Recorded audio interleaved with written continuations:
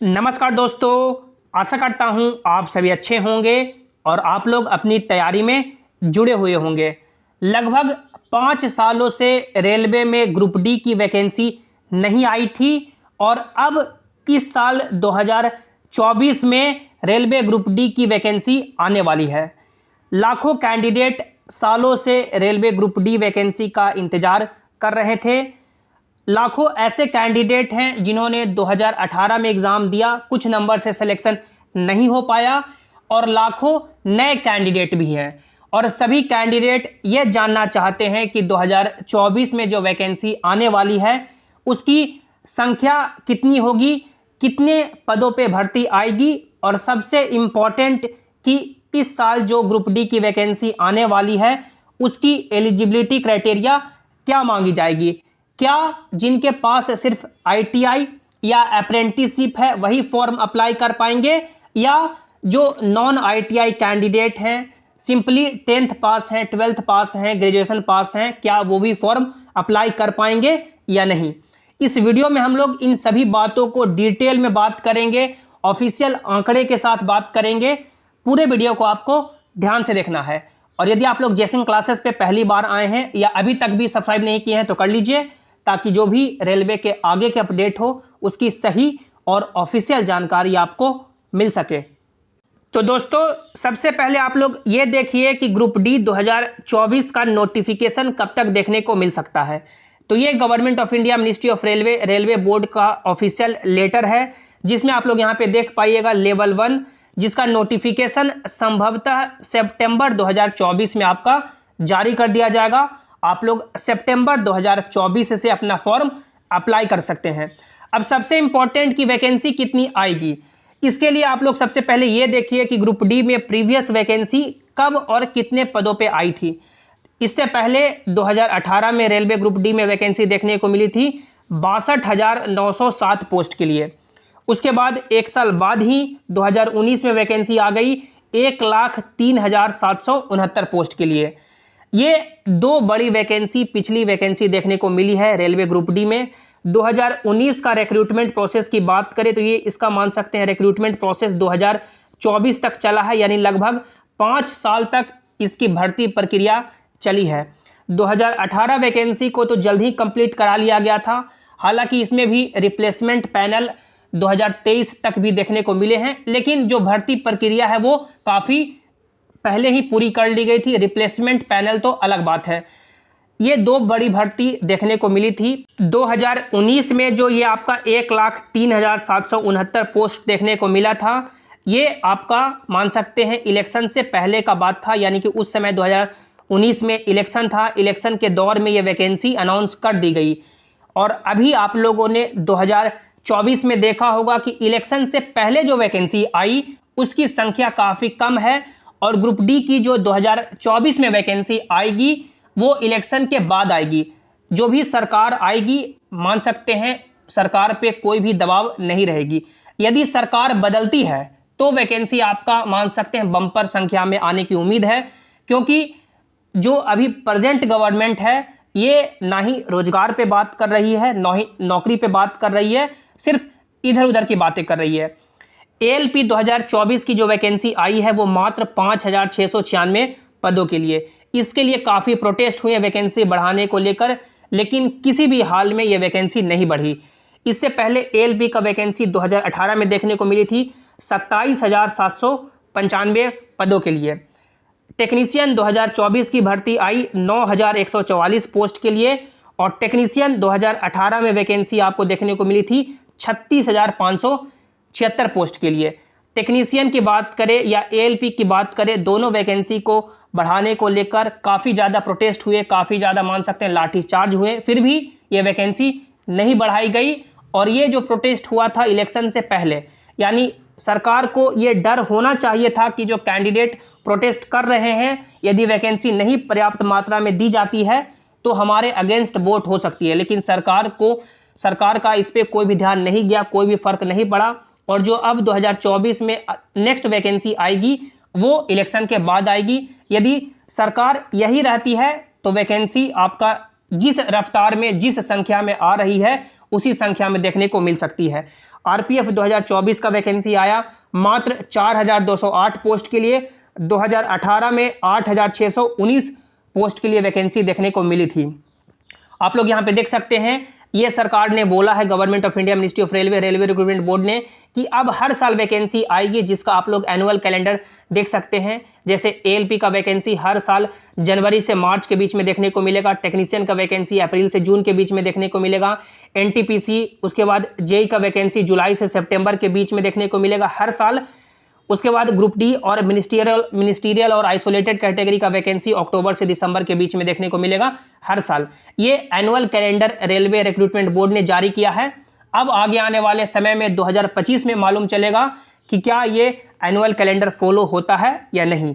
अभी रेलवे में बात करेंगे तो प्रेजेंट जो आंकड़ा अवेलेबल है, total number of vacant post of group C including level 1 in Indian railway as available in this office as on 1 March 2024 का ये आंकड़ा है कि 2,36,902 पोस्ट खाली है। इसमें जो सबसे ज़्यादा यदि कोई पोस्ट खाली है तो आपका लेवल 1 की भर्ती खाली है, यानी जो आपका ग्रुप डी कहलाता है वो भर्ती खाली है। और दूसरे नंबर पे जो सबसे ज़्यादा पोस्ट खाली है वो एनटीपीसी की खाली है।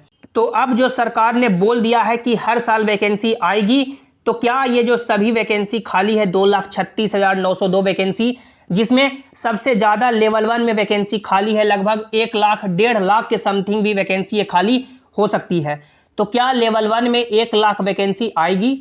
तो देखिए, इसका सीधा जवाब है, यदि आप लोग प्रीवियस वैकेंसी देखेंगे जो अभी 2024 में आई है, आप लोग पिछले साल से कंपेयर करेंगे तो सभी वैकेंसी लगभग 1/4 आपको देखने को मिल रही है। यानी जो वैकेंसी पहले आई थी उसका मात्र यानी 1/4 ही वैकेंसी देखने को मिली है।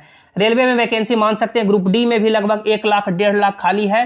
यदि सरकार ये सोच के चलती है कि हर साल वैकेंसी थोड़े थोड़े करके हम लोग देंगे, तो 2024 में जो आपको वैकेंसी देखने को मिल सकती है वो लगभग यानी कि 30,000 के समथिंग ही देखने को मिल सकती है, या इससे भी कम देखने को मिल सकती है। लेकिन सरकार ये देखेगी कि हमारे पास वैकेंसी पर्याप्त मात्रा में खाली है, 5 सालों से हम लोगों ने वैकेंसी नहीं दी है, लाखों कैंडिडेट तैयारी कर रहे हैं, बेरोजगार हैं, तो ये जो संख्या है 1 लाख या उससे ज़्यादा भी ग्रुप डी में वैकेंसी आ सकती है। ये डिपेंड करेगी सरकार पे कि सरकार इस पे क्या सोचती है। आप लोग नीचे कमेंट में ज़रूर बताइएगा कि कितनी वैकेंसी आ सकती है।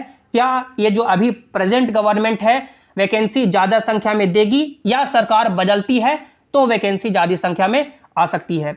एलिजिबिलिटी क्राइटेरिया की बात करें कि क्या इस बार एलिजिबिलिटी क्राइटेरिया रहेगी, तो आप लोग अभी सिंपली गूगल पे या क्रोम पे सर्च कीजिए railway recruitment cell western railway. आप लोग इस वेबसाइट पे आ जाएंगे जहां पे इंपॉर्टेंट नोटिस करके, ये नोटिस कई महीनों से यहाँ पे लगाया गया है, जिसमें साफ बोल दिया गया है कि 2018 में और 2019 में जो वैकेंसी ग्रुप डी में लेवल 1 में आई थी उसमें एक बार की एजुकेशनल क्वालिफिकेशन की छूट दी गई थी। और अब 2019 के बाद जितनी भी वैकेंसी आएगी टेक्निकल डिपार्टमेंट में, जैसे आपका सिविल इंजीनियरिंग हो गया, मैकेनिकल हो गया, इलेक्ट्रिकल हो गया, सिग्नल एंड टेलीकॉम हो गया, कैटरिंग विंग हो गया, इसमें 10th तो मिनिमम चाहिए ही। 10th के बाद जिन्होंने अप्रेंटिसशिप किया है वो फॉर्म अप्लाई कर पाएंगे, और 10th के बाद जिन्होंने ITI किया है वो फॉर्म अप्लाई कर पाएंगे टेक्निकल डिपार्टमेंट में। जैसे आप लोग यहाँ पे देख सकते हैं, ये लेटर रेलवे ने काफ़ी पहले ही जारी कर दिया था एजुकेशनल क्वालिफिकेशन को लेकर।